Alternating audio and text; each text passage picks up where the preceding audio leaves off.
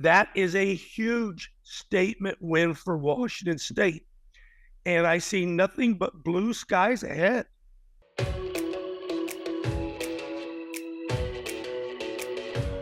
Good evening and welcome to Pac-12 After Dark. I am Erik Coleman here with Coach Nick Aliotti. It was a bittersweet day in the Pac today as we had the rivalry games. We had the Civil War with Oregon State versus Oregon and the Apple Cup with Washington State versus University of Washington. Now, Oregon came out victorious in the Civil War, but Washington State came up with a statement win and in Seattle to defeat the Huskies. Now, Coach, I'll go to you first. You watched the Civil War. You watched the Oregon State game. What was your impressions of the game? Can you break it down for us and what happened with that blowout? Yeah, well, after 2 weeks of all the questions about Oregon's offensive line and running the ball and all the problems that they've had protection, I'm telling you, it was almost, if not near perfect on offense. I believe Oregon scored on every possession. Yes, I believe up until the last 3 minutes when I switched over to Washington State, there was not one sack or one tackle for loss by Oregon State.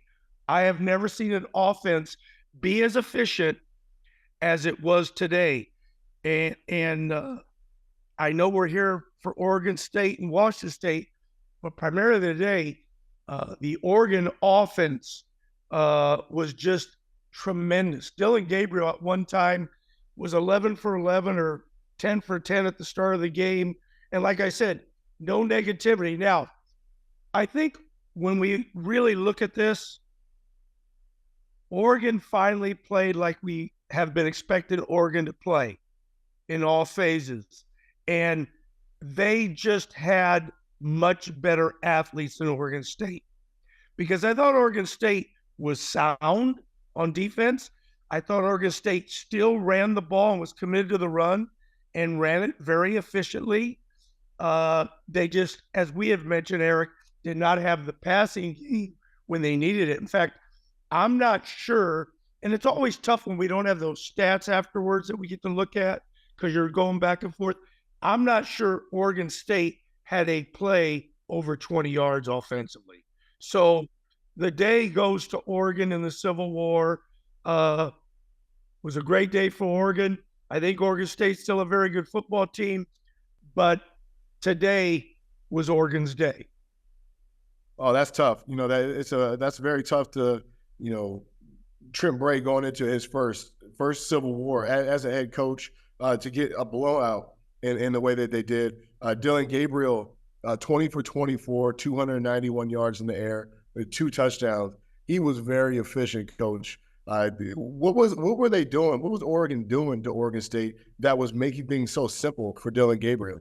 Well, first of all, the pocket was about as clean a pocket as we have seen in college football, but in particular with the problems and the stuff we've all kind of targeted with Oregon as problems in protection.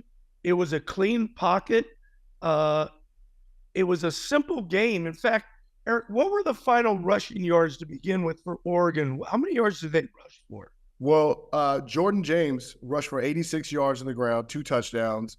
Dylan Gabriel had 64 rushing yards. Noah Whittington had 64. And Trayshawn Holden had 21 on the ground. So Oregon had 240 yards on the ground. Yeah, it was a very balanced attack. And Oregon was committed to the run early. But Dylan, they ran some boot passes. They got him out of the pocket, maybe anticipating that protection might not still be there. But Dylan Gabriel was spot on. I don't believe, really, 21, would you say 20 for 24 or 21 for 24, whatever that was. And I think 2 of them were dropped. So he was spot on. The fact that they could run it or pass it at will was really tough for Oregon State. I think Oregon kicked 1 field goal and all the rest were touchdowns. Very efficient drives. Wow, very lopsided performance. Well, up in Seattle, it was more of a back and forth matchup between Washington State and Washington. Washington State came out on top of the game. They're winning 24-19, and it came down to the last drive, a goal line stop by Washington State. But the real star of the show today was Jean Mateer. He had another great showing, Coach. He was 17 for 34, so he was efficient when needed through the air. Threw for 245 yards. He threw a touchdown and an interception in the fourth quarter. But where he really made his hay, Coach, was on the ground again. He had 62 yards rushing on 16 carries. Some of them were designed. Some of them were out of necessity, scrambling, moving around. But there was a Coach Belichick. Bill Belichick's son, the defensive coordinator for University of Washington, had a pretty good game plan for Washington State. They tried to keep Mateer in the pocket. They were blitzing from the perimeter, trying to make sure that he stayed in the pocket.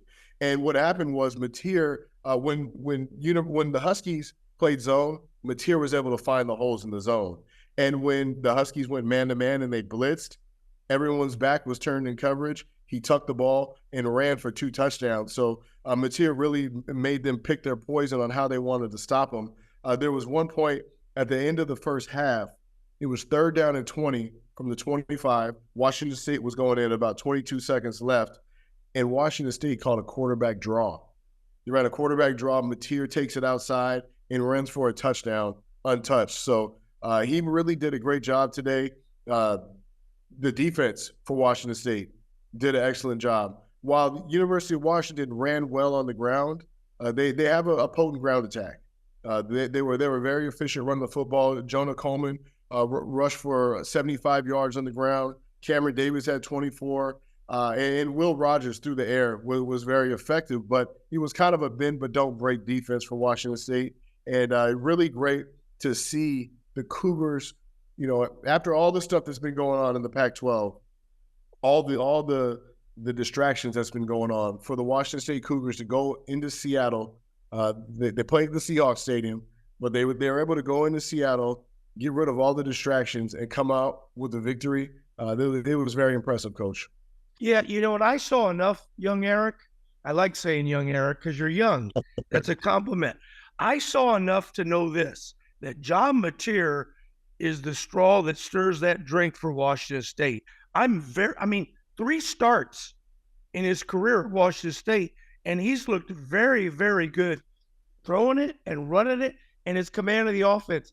And the other 2 things that stood out is when you trade field goals for touchdowns, which is what Washington State did.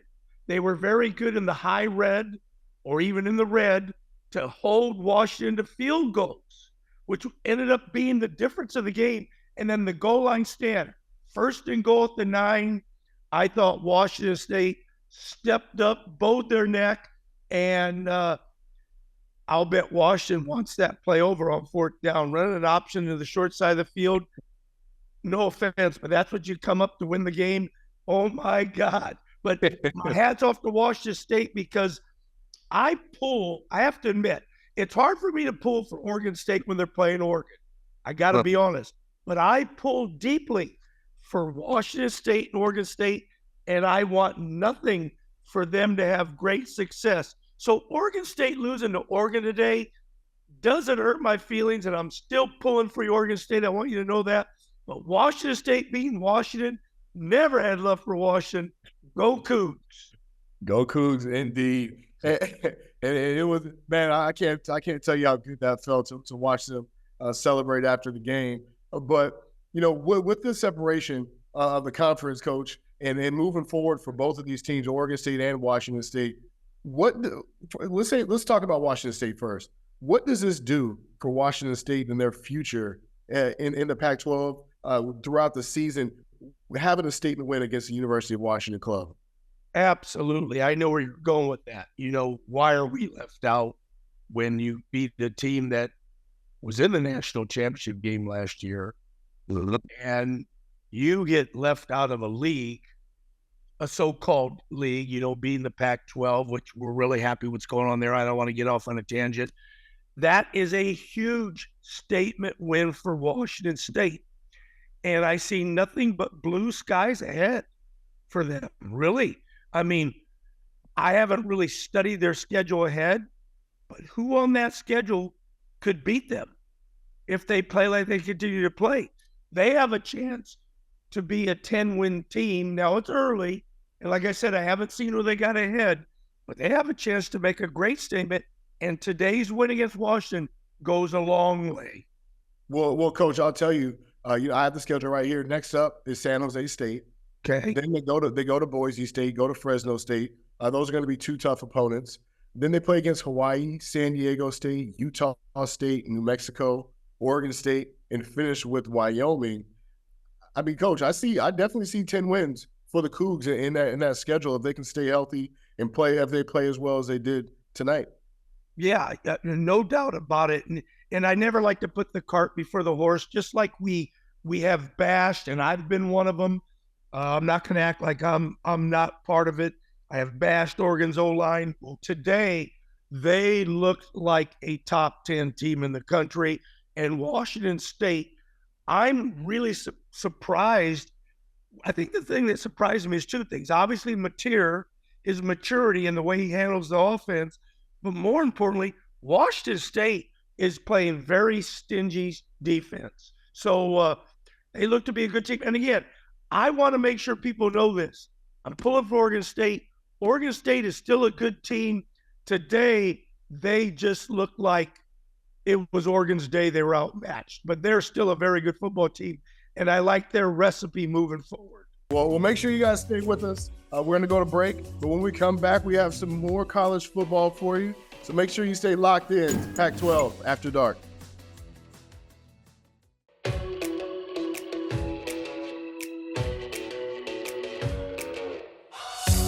Welcome back to Pac-12 After Dark. I'm Erik Coleman here with Coach Nick Aliotti. We talked about the Civil War. We talked about the Apple Cup and the rest of the conference. Now we're going to get into next week's matchups. For Oregon State, they're playing the Purdue Boilermakers in Corvallis. And for Washington State, they're playing in Pullman against the San Jose State Spartans. And, Coach, what do you think about these matchups? Let's talk about Oregon State first. They're playing Purdue, who just got beat up by Notre Dame, 66-7, gave up 362 yards on the ground. This might be a good spot for Oregon State to get their running game back on track. Yeah, haven't seen a lot of Purdue yet. A lot of college football going. I've seen enough. Purdue is struggling right now.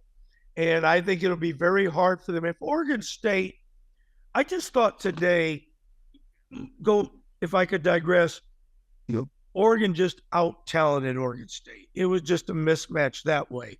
But I don't think that's going to be the case with Purdue. And they're playing at home. If they continue to do the recipe of running the ball, I don't know if Purdue will have quite the skilled athletes in the run of the pass game and quarterback position that Oregon had.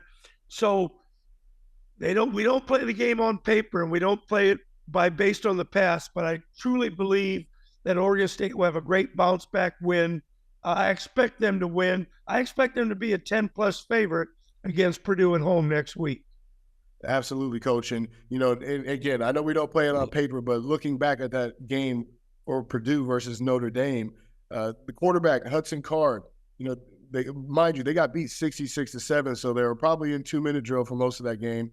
He was 11 for 24 for 124 yards in the air, and he threw 2 interceptions with 1 touchdown. So offensively, it doesn't look like Purdue has much going on. But, hopefully Oregon State is able to get back on track and get back to their winning ways. Now for Washington State, they're playing the San Jose State.